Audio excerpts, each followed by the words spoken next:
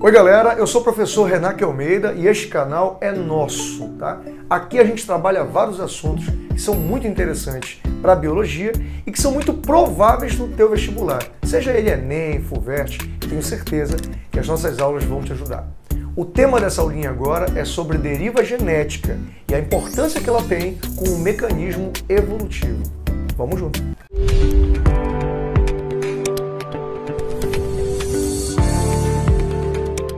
Para nós falarmos sobre deriva genética, que é um assunto super bacana e super provável na tua prova, primeiro tem que te fazer uma pergunta. Você sabe o que é evolução? E você sabe qual o papel da seleção natural nesse processo? Vamos devagar, vem cá comigo. A evolução é isso aqui, ó. É um processo em que há alteração na frequência alélica de uma população, tá? Se uma população tem uma determinada distribuição de alelos, e essa distribuição ela vai mudar ao longo do tempo. Isso quer dizer que a população está evoluindo. E qual o papel da seleção natural nisso? Ela é um mecanismo evolutivo, tá? Que vai preservar, ela preserva os alelos que conferem vantagens adaptativas. Tá? Aqueles alelos que me trazem algum tipo de vantagem para o meio no qual eu vivo, né? Aqueles alelos que fazem eu sobreviver melhor, me alimentar melhor, ou então gerar mais descendentes, né? Esses alelos serão preservados. Então vem cá comigo, vamos pegar um exemplo. Imagina que eu tenho um grupo de borboletas, tá? E tem borboletas que têm o genótipo Bzão, tem borboletas com genótipo Bzinho, e tem borboletas com genótipo Bzinho. Vamos imaginar, tá? Que o genótipo Bzinho faz as borboletas terem um determinado sabor que o predador não gosta. Ou seja, o predador come todas as borboletas, menos as que são Bzinho, porque esse sabor ele não gosta. Então o que vai acontecer? Os predadores vão eliminar as borboletas que não são Bzinho. Os predadores vão eliminar essas aqui, ó, as que são Bzão, as que são Bzinho, elas vão ser comidas por predadores. E as que são Bzinho vão ser preservadas, né? Não são comidas por predadores. Então, esse genótipo Bzinho, ele confere uma vantagem para as borboletas, né? Então, quem tem Bzinho sobrevive. E esses indivíduos sobrevivendo vão cruzar entre si e vão gerar mais descendentes Bzinho. Então, com o tempo, a população vai ter só indivíduos Bzinho. Então, reparem, pessoal, que eu alterei a frequência alélica da população. Ó, a população antiga tinha os alelos Bzão e tinha os alelos Bzinho. A população agora só tem os alelos Bzinho. Ó, todo mundo é Bzinho. Então, nesse processo, por que houve evolução aqui? Porque eu alterei a frequência dos alelos. E segundo, por que houve aqui seleção natural? Porque esse processo foi ordenado. Ele atuou para manter, para preservar os mais aptos e para eliminar os menos aptos. Deu para entender, filho? Agora eu vou te mostrar o outro lado dessa moeda. Vem comigo. Nesse processo, eu vou te mostrar agora um outro mecanismo evolutivo chamado deriva genética. Cuidado, hein? Na prova pode vir com o nome também de oscilação genética. Vem cá, vamos ver o conceito primeiro. Ó. O que é a deriva genética, gente? É um mecanismo de evolução na qual a frequência dos alelos de uma população vai ser alterada, mas de maneira totalmente casual, de maneira aleatória. O poder da deriva genética é esse, é mudar a frequência alélica de uma população de maneira aleatória, totalmente aleatória. Eu vou te provar isso agora, tá? Vamos lá. Quem criou o conceito de deriva genética foi o professor estadunidense C.O. Rye, em 1929. Mas quem aplicou a deriva genética na discussão de evolução, no conceito de evolução, foi o professor Moto Kimura, em 1968. Tá bem? Vamos ver agora como é que essas frequências alélicas vão se alterar de maneira aleatória? Vamos lá. Vou te mostrar dois exemplos de deriva genética. Atenção, hein? Isso aqui são dois exemplos de deriva genética. O primeiro chama efeito gargalo, um exemplo, e o segundo é efeito do fundador, é o segundo exemplo. Os dois casos são deriva genética, tá? Então vamos lá. Bora começar com o primeiro. Vou imaginar, filho, que eu tenho uma população pequena de árvores, tá? Eu tenho duas árvores que são azão-azão, tá? Homozigoto dominante. Eu tenho 6 árvores que são azão-azinho, heterozigotas. E 2 árvores que são azinho-azinho, homozigotas recessivas. E elas estão distribuídas numa floresta. Então vem cá comigo. Bora imaginar aqui nessa imagem que essa bolinha representa a nossa floresta, tá? Aqui eu tenho as árvores que são azão-azão, as árvores azão-azinho. Aí imagina que bem aqui tem um rio. Ó, imagina que bem aqui passa um rio. E desse lado aqui estão as plantas que são azinho-azinho. Muito bem. Então aqui eu tenho as azão-azão e azão-azinho. E aqui do outro lado do rio eu tenho as azinho-azinho. 2. Beleza. Bora começar bora imaginar que começou um incêndio. Então vamos lá.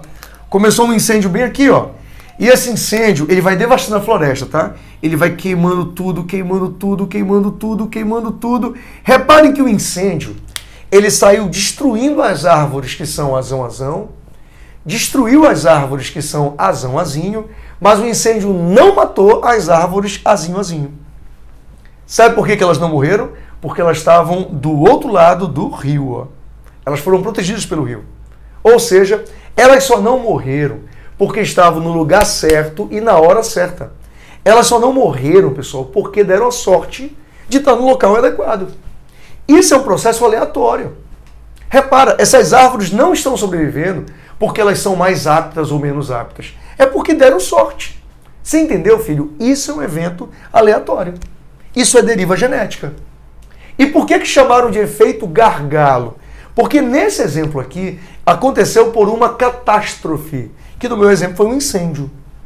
Poderia ser um incêndio, poderia ser um terremoto, um maremoto. Qualquer catástrofe que elimine alguns indivíduos de maneira aleatória. E aí o que aconteceu? Ó, só quem sobreviveu foram os 2 indivíduos azinho-azinho. Fechou? Beleza. Então, ele falou de deriva genética relacionada com uma catástrofe. Esse exemplo de deriva se chama efeito gargalo. Fechado? Vamos lá. Exemplo 2. Vem cá comigo agora. O exemplo 2 vai ser assim, ó. A gente chama agora de efeito fundador. O que é isso? Vamos pegar um grupo de indivíduos aqui, tá? Bora pegar então um grupo de gorilas. Vamos lá?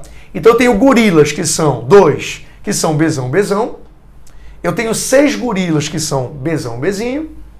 E tenho 2 gorilas que são bezinho-bezinho. Muito bem. Pode imaginar que esses gorilas vivem lá na floresta deles, normal. Essa aqui vai ser a floresta, tá? E imagina o seguinte. Nessa floresta tem um rio bem aqui. Já repararam que eu adoro exemplo com rio, né? Fica mais fácil. Então vamos lá. Os gorilas estão aqui desse lado, ó. Os gorilas estão todos para cá, para esse lado, tá? E imagina que os gorilas não entram no rio. Os gorilas não nadam, tá? Só que imagina que um dia, esses 2 gorilas bezão-bezão aqui, ó, são um macho e uma fêmea. E eles foram pegar uma fruta na beira do rio e acabaram caindo no rio. Foram pegar a frutinha, pá, tropeçaram, caíram. E a correnteza acabou trazendo esses 2 gorilinhos bezão-bezão para cá, para o outro lado. Então, para cá, para o outro lado, vieram os 2 gorilas que são bezão-bezão. Repara, pessoal, por que os gorilas bezão-bezão vieram para o outro lado? Por sorte, casualidade, foi aleatório, foi curiosidade. Não tem a ver com eles serem mais aptos ou menos aptos, nada disso. Eles caíram no lago porque estavam tentando pegar uma frutinha e a correnteza trouxe eles para o outro lado. Muito bem, chegando aqui do outro lado, esse macho e fêmea vão cruzar entre si e vão começar a gerar uma nova população. Só que os 2 são bezão-bezão. Então essa nova população só vai ter indivíduos bezão-bezão. Então o que aconteceu? Um grupo muito pequeno, de maneira aleatória, foi parar em um novo ambiente. E começaram a colonização desse ambiente. Mas foi tudo aleatório, como eu estou dizendo para vocês. Não há influência da seleção natural, filho. Tá bom? Então, nesse exemplo, como um grupo pequeno começou a colonizar um novo ambiente, a gente chama efeito fundador. Foi deriva genética, porque foi totalmente aleatório, tá? Só que como agora foi um grupo pequeno colonizando um outro ambiente, não teve a ver com catástrofe, tá? Não teve a ver. Então nós temos aqui o chamado efeito fundador. Aí você, que é um aluno muito atento, pode ter chegado numa conclusão. Professor, é possível que o efeito Cargalo gere o efeito fundador? Sim. Quer ver? Vamos imaginar uma situação agora? Vamos voltar para cá.